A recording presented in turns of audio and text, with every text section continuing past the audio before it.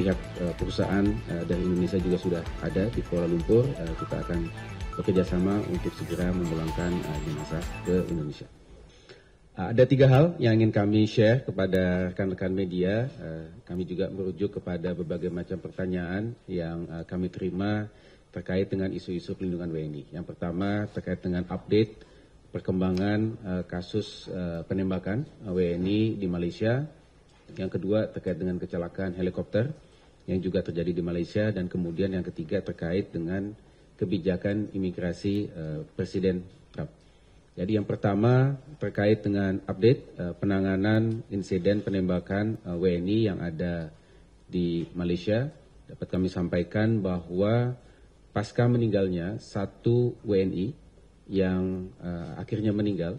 Jadi dahulu kan ada 1 WNI atas nama B yang meninggal pada tanggal 24 Januari dan kemudian sudah kita pulangkan jenazahnya pada beberapa hari yang lalu. Yang 1 WNI yang kritis itu akhirnya juga meninggal, sebagaimana kami sudah sampaikan sebelumnya. KBRI Kuala Lumpur telah melakukan langkah-langkah identifikasi. Memang cukup sulit karena tidak ada dokumen apapun ya di korban. Seperti itu kita gunakan berbagai macam upaya, termasuk menggunakan identifikasi melalui rekam biometrik, face recognition. Dan kami sudah mendapatkan data, ya, indikasi WNI yang meninggal tersebut. Ya. 1 langkah lagi yang sedang kami lakukan adalah melakukan tes DNA. Jadi kami sudah dapat keluarganya, ya, dan juga akan melakukan tes DNA dengan pihak keluarga. Nah, untuk itu nanti begitu sudah selesai kami akan dapat sampaikan secara lengkap dan detail terkait dengan identitas WNI yang meninggal.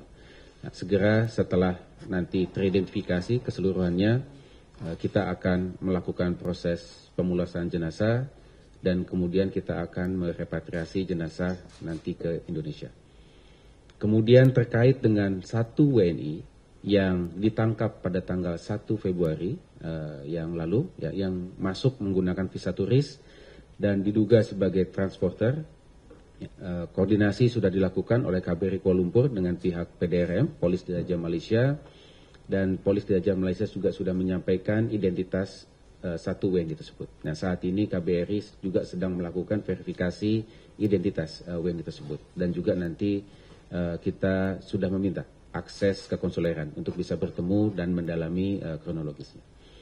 Kemudian terkait dengan proses penyelidikan, ya, sebagaimana kita ketahui sejak awal kita telah mengirimkan nota diplomatik dan kemudian Bapak Presiden Prabowo, Bapak Menlu juga sudah menyampaikan pernyataan di mana kita mendorong dilakukannya proses investigasi secara menyeluruh terhadap insiden ini, ya, bukan hanya terhadap WNI-nya saja, namun juga terhadap aparat APMM yang melakukan penembakan tersebut.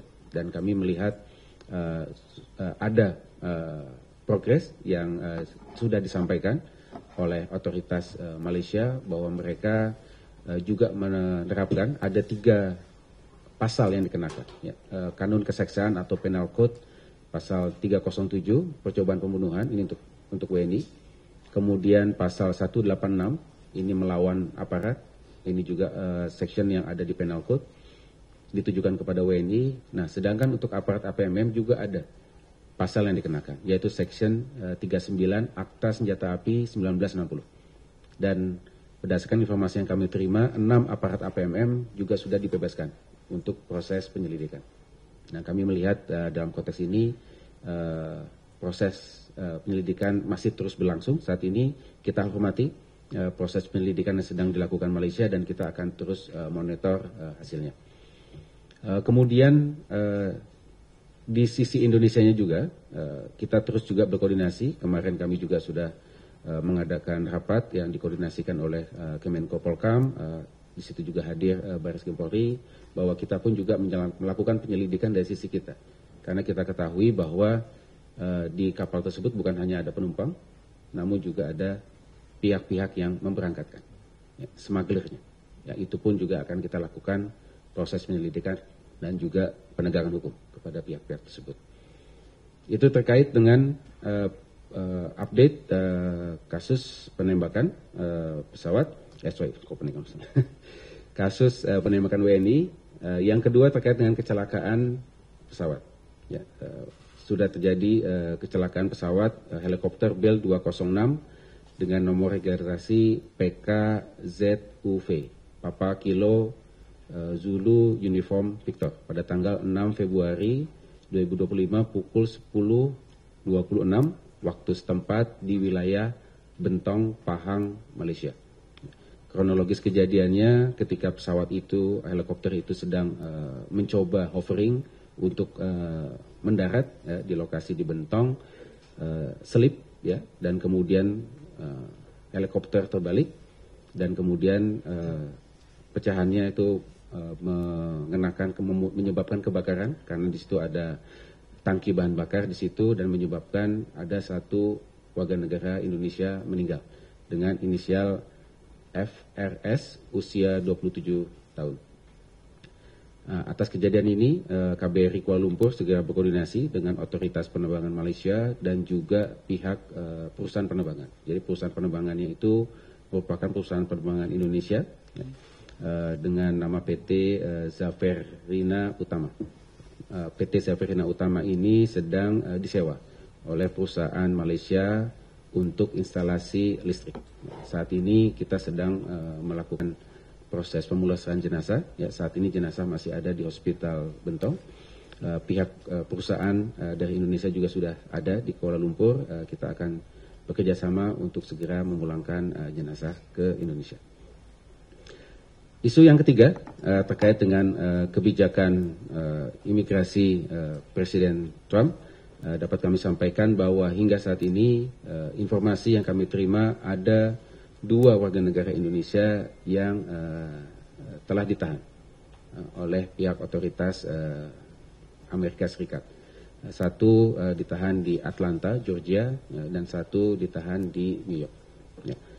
Sebelumnya, ya, sejak awal kebijakan ini diterapkan, Kemlu dan 6 perwakilan RI di pusat sudah melakukan langkah-langkah antisipasi. Kita sudah melakukan koordinasi secara virtual. Ada 6 perwakilan kita yang ada di Amerika, KBRI Washington DC, KJRI San Francisco, KJRI Los Angeles, KJRI Houston, KJRI Chicago, dan KJRI New York. Kita sudah lakukan langkah-langkah koordinasi antisipasi. Pertama, kita sudah tetapkan langkah-langkah SOP untuk penanganan jika nanti ada warga negara Indonesia yang ditangkap. Kemudian perwakilan RI juga melakukan koordinasi dengan berbagai macam otoritas yang ada di Amerika, ya, seperti ICE, Immigration and Custom Enforcement, dan juga CBP, Custom and Border Protection, dan juga pihak Homeland Security Investigation. Kemudian perwakilan RI juga sudah menyampaikan berbagai macam himbauan melalui berbagai macam platform. Intinya adalah menyampaikan langkah-langkah apa yang harus dilakukan ya, ketika terjadi proses penangkapan, hak-hak apa saja yang mereka miliki dalam proses hukum yang sedang akan dijalani. Kemudian perwakilan RI juga sudah melakukan berbagai macam program edukasi kepada masyarakat, ya, melibatkan berbagai macam pemuka masyarakat, ya, diaspora kita. Ya, sebagai contoh, 1 Februari yang lalu perwakilan RI di Amerika Serikat bekerjasama dengan Indonesian American Lawyer Association, ya, mengadakan kegiatan edukasi kepada masyarakat Indonesia, dihadiri sekitar lebih dari 500 orang untuk menyampaikan know your rights. Jadi apa hak-haknya mereka ketika ada proses penegakan hukum yang dilakukan oleh otoritas Amerika, dan kemudian apa juga yang harus dilakukan ketika melapor ke perwakilan RI. Kita juga sudah sampaikan nomor hotline seluruh perwakilan RI melalui berbagai macam platform. Jadi dengan langkah-langkah ini kita harapkan masyarakat Indonesia yang ada di Amerika, ya, baik yang documented ya dan undocumented, ya, tetap tenang. Ya, namun tentunya kita juga terus menghimbau, ya, kepada seluruh masyarakat kita untuk tetap mematuhi aturan hukum yang berlaku di negara setempat.